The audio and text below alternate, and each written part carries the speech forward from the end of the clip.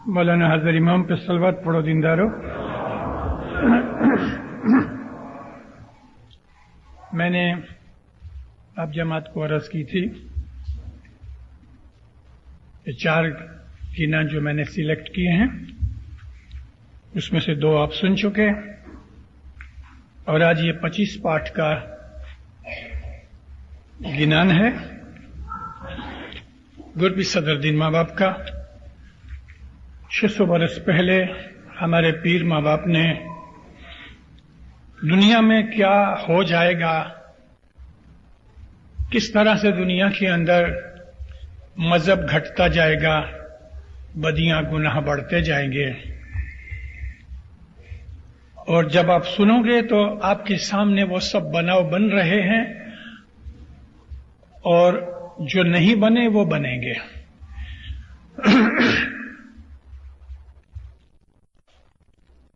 ہے جی پاڑ فاٹی نے نیر الٹیاں،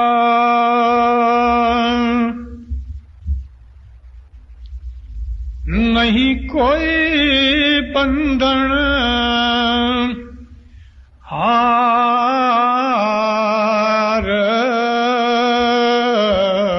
پاڑ فاٹی نے نیر الٹیا، نہیں کوئی بندھن ہار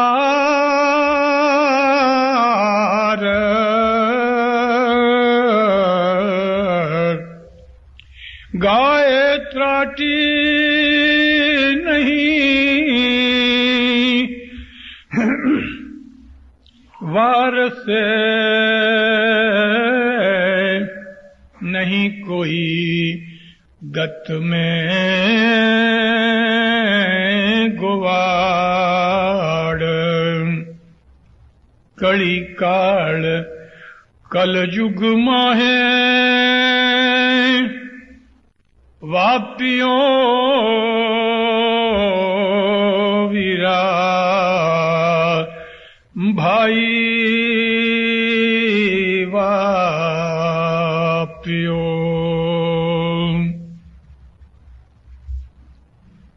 اس کے بعد جتنے بھی پاٹ ہوں گے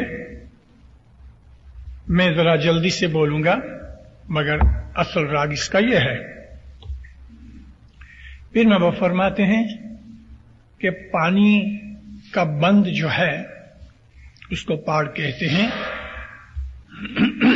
جیسے کہ کوئی ڈیم ہوئے پانی کی تو ڈیم بنانے کے لیے بند باندھتے ہیں. کسی وجہ سے اگر وہ بند ٹوٹ جائے تو کروڑوں گیلن پانی بہہ جاتا ہے اور ارد گرد کی سب بستیاں اس کے اندر غرق ہو جاتی ہیں. اب وہ جو بند ٹوٹ گیا اس کو کوئی روک سکتا ہے؟ تو گرپیر صدر دین ماں باپ کا فرمانا یہ ہے کہ جس طرح یہ ڈیم کا جو بند ہے وہ ٹوٹ گیا اور اس کو کوئی روک نہیں سکتا، دنیا کے اندر ایسے بناؤ بنیں گے جو مذہب نے کنٹرول رکھا ہے انسانوں کے لیے. مذہب کا یہ کنٹرول اس بند کی طرح ہے. یہ بند اگر ٹوٹ گیا تو بدیوں برائیوں کا ایسا طوفان نکلے گا اور اٹھے گا کہ اس کو کوئی روکا نہیں جا سکے گا. گائے اگر ٹوٹ جائے گی اپنے تھان میں سے رسا توڑا کے بھاگ جائے گی، چھوٹ جائے گی. ایسا وقت آئے گا کہ اس گائے کو پکڑ کے واپس باندھنے والا کوئی نہ ہوگا. یہاں گائے سے مراد انسان جو نیک ہیں، اچھے ہیں. اس طوفان کے اندر بدیوں اور گناہوں کے طوفان میں اچھے اچھے لوگ اپنا ایمان چھوڑ دیں گے تو ان کو وارنے والا उनको पकड़ के वापस मोमन बना देवे, कोई नहीं होगा।